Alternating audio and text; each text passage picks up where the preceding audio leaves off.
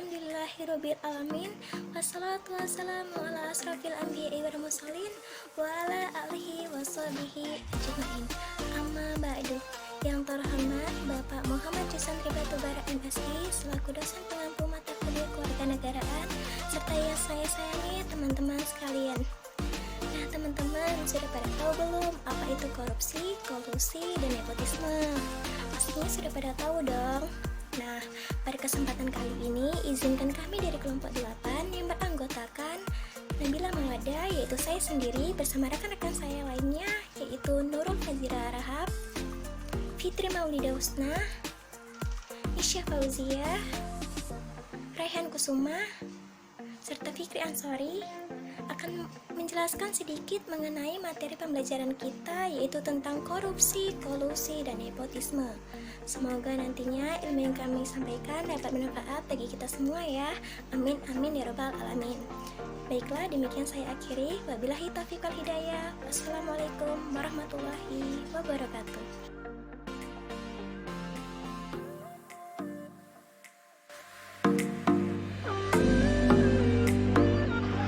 Korupsi, koruptus, korumper, korupsi, corruption, korupsi memiliki pengertian secara harfiah sebagai kebusukan, keburukan, kebejatan, ketidakjujuran, dapat disuap, tidak bermoral, dan penyimpangan sosial. Bangga, apa iya kita benar-benar jauh dari sikap politik? Jangan-jangan masih ada bibit korupsi pada diri kita. Mari kita menjauh secara jujur dan objektif. Selama ini, para koruptor terpenjara, tapi bisnis dan hidup sosialnya lancar jaya. Ada yang salah dalam sistem hukum kita, terutama bobot hukuman dan efek jerah. Dan faktanya, hal itu terus-menerus berlangsung sepanjang proses kehidupan sampai akhirnya menjadi kebiasaan yang mendarah daging dan terbawa sampai ke dunia pekerjaan.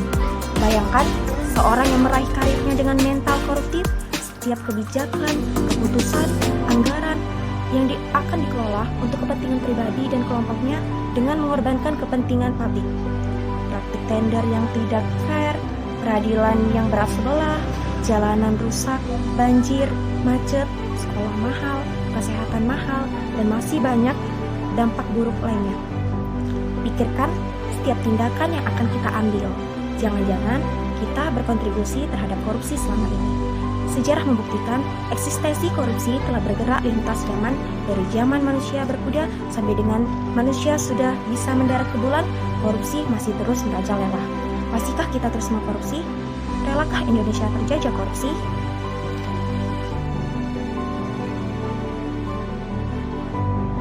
Pengertian kolusi. Kolusi adalah tindakan persekongkolan, persekutuan, atau permufakatan untuk melakukan urusan yang tidak baik. Pengertian ini muncul karena mengingat kolusi berasal dari bahasa Latin, yaitu collusio, yang artinya persekongkolan untuk melakukan perbuatan atau tindakan yang tidak baik. Ini biasanya diwarnai dengan korupsi, yaitu penyalahgunaan wewenang yang dimiliki oleh salah satu pihak atau pejabat negara. Kolusi paling sering terjadi dalam salah satu bentuk pasar oligopoli, di mana keputusan beberapa perusahaan bekerja sama dapat secara keseluruhan. Kartel adalah kasus khusus dari kolusi berlebihan dan juga dikenal sebagai kolusi tersembunyi. Pengertian lain dari kolusi. Kolusi adalah persekongkolan antara dua pihak atau lebih untuk melakukan suatu tindakan yang seolah-olah wajar tetapi bertujuan memperoleh keuntungan dengan cara merugikan orang lain. Menurut istilah hukum positif Indonesia, kolusi adalah permufakatan atau kerjasama secara melawan antar penyelenggara negara dan pihak lain yang merugikan orang lain, masyarakat, atau negara. Dalam bidang studi ekonomi,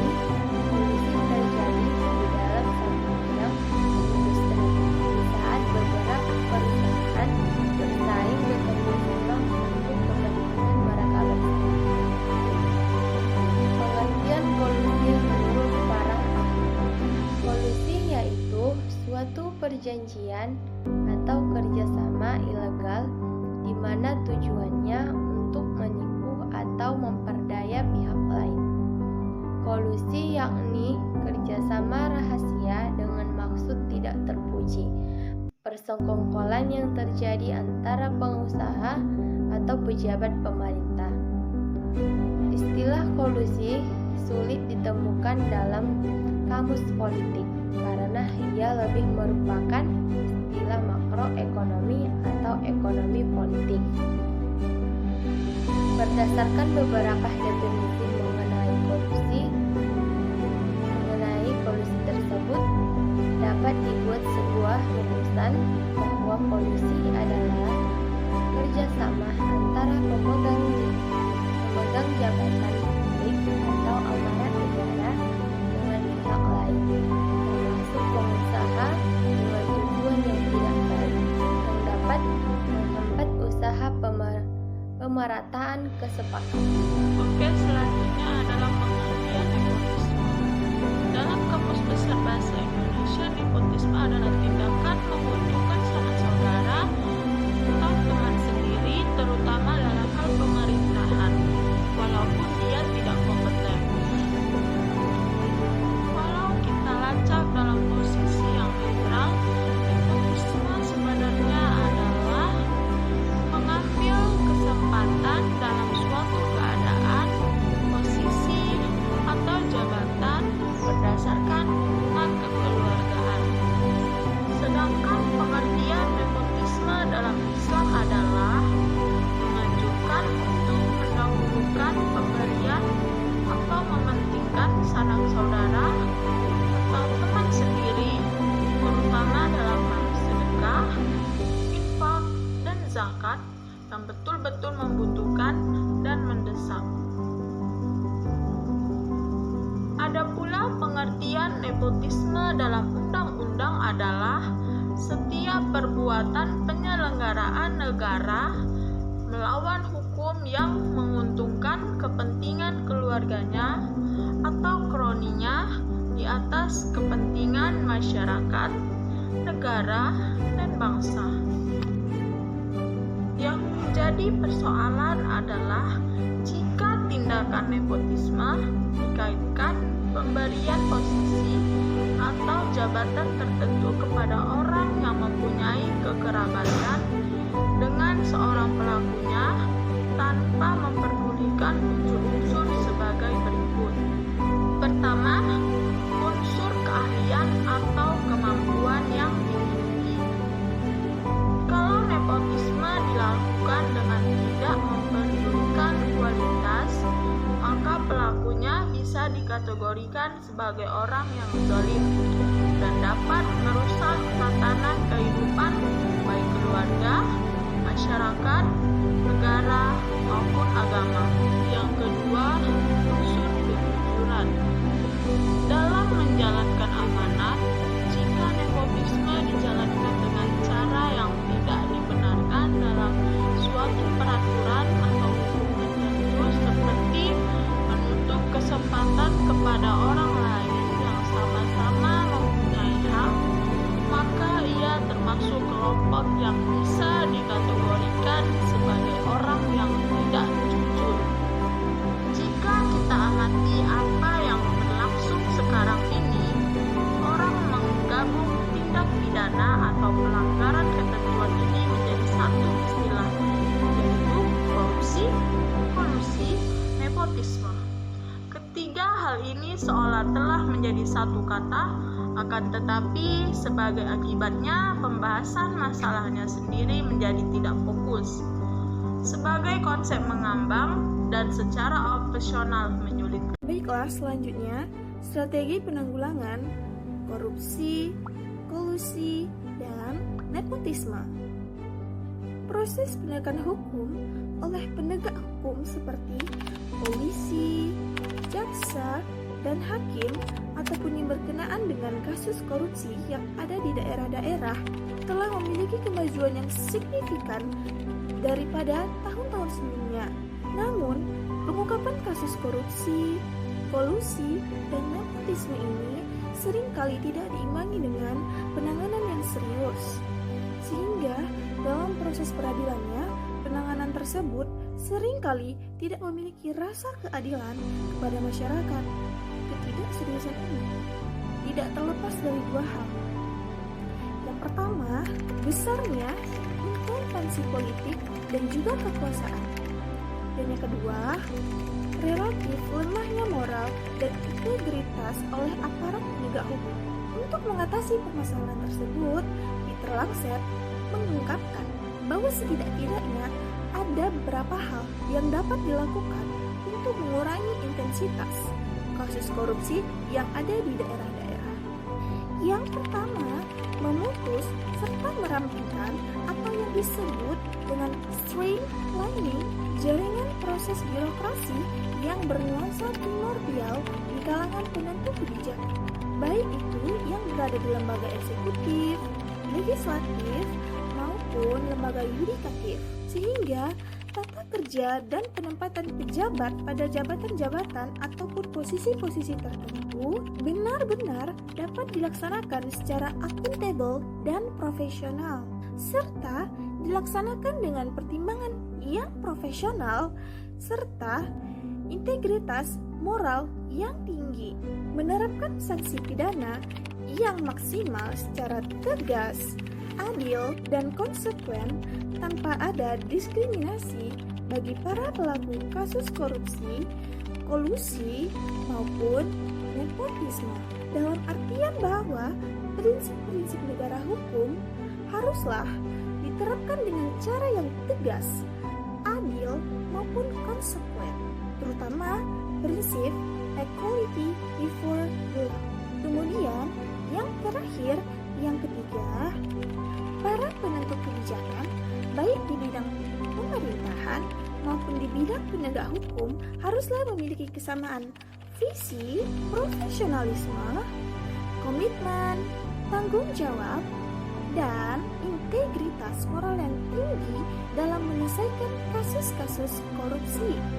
Jadi, itulah dia beberapa ungkapan mengenai penanggulangan kasus korupsi, kolusi, maupun nepotisme. Sebenarnya ada beberapa cara kita untuk melakukan penanggulangan kasus korupsi. Tapi yang paling penting adalah penegak hukum dan juga pemerintah haruslah bekerja sama atau memiliki visi yang sama untuk menyelesaikan kasus-kasus korupsi ataupun mengurangi tingkat kasus korupsi yang ada di setiap daerah, supaya negara kita bisa menjadi negara lebih baik tanpa harus ternodai oleh kasus-kasus korupsi, kolusi, dan nepotisme ini, dan bisa menjadi negara dengan tingkat kasus korupsi yang rendah. Warahmatullahi wabarakatuh. Saya Ryan Kusuma, di sini akan melanjutkan pemaparan dari teman saya. Upaya pemberantasan kolusi dan nepotisme. Seperti yang kita tahu, kolusi dan nepotisme merupakan penyakit masyarakat. Ya, sejak manusia ada di muka bumi ini. Akan tetapi, masalah yang dihadapi oleh negara ini, masalah utama yang dihadapi oleh negara ini ialah korupsi. Korupsi meningkat seiring dengan kemajuan dan kemakmuran teknologi. Sejarah memperlihatkan semakin maju suatu pembangunan bangsa, maka semakin meningkat pula kebutuhan kehidupan, di mana hal itu mendorong masyarakat untuk melakukan hal kejahatan, termasuk salah satu di antaranya ialah korupsi. Kenyataan empiris di Indonesia, di mana pembangunan ekonomi semakin hebat sampai pertumbuhan ekonomi mencapai angka 7% per tahun. Akan tetapi, korupsi pun meningkat pula dan semakin merajalela, yang menimbulkan bencana krisis moneter seperti perekonomian kita saat ini yang berkepanjangan, dan ekonomi Indonesia terpuruk saat ini hingga saat ini. Kolusi dan nepotisme di Indonesia mencapai pada level eksekutif, legislatif, swasta, bahkan pendidikan. Tidak heran bila negara Indonesia, jika Indonesia terus-menerus memegang gelar negara terkorup di Asia. Pemberantasan kolusi dan nepotisme di Indonesia sudah dimulai sejak tahun 1990-an. Kejaksaan Agung di bawah pemerintahan Jaksa Suprapto sudah melakukan berbagai tindakan pemberantasan kolusi dan nepotisme yang berakhir dengan penuntutan terhadap beberapa orang menteri. Akan tetapi, tuntutan masyarakat akan terus semakin keras untuk memberantas kolusi dan nepotisme yang dipimpin Kolonel Zulkifli dan Kolonel Kawilara. Pada saat nepotisme yang dipimpin oleh Jenderal Ahmad Haris Nasution dengan Kolonel Muktio. Akan tetapi, tim ini terpaksa dibubarkan mengingat politik era Orde Lama. Era Orde Baru dimulai pada tahun 1970. Pemerintah Orde Baru membentuk tim pemberantasan kolusi dan nepotisme. Akan tetapi, tim ini tidak berjalan dengan efektif. Hal tersebut tidak efektif disebabkan oleh campur tangan kekuasaan orang terhadap proses pemeriksaan yang sedang berlangsung di tim pemberantasan korupsi. Sekian dari saya. Assalamualaikum warahmatullahi wabarakatuh. Saya Mulfikri Ansori. Di sini saya akan membawakan sebuah materi cara memberantas nepotisme. Sebelum kita lari ke materi, saya akan perjelaskan apa itu nepotisme. Nepotisme adalah setiap perbuatan penyelenggara negara secara melawan hukum yang menguntungkan kepentingan keluarga dan kroninya di atas kepentingan masyarakat, bangsa, dan negara. Menurut Undang-Undang Pasal 28 tahun 1999, setiap penyelenggara yang melakukan nepotisme akan mendapatkan sanksi berupa yang pertama, 1. Pidana penjara 2 tahun. Yang kedua, denda minimal 200 juta dan maksimal 1 miliar. Untuk cara mencegahnya itu adalah dengan menerapkan nilai dasar pada masyarakat dan memilih pejabat-pejabat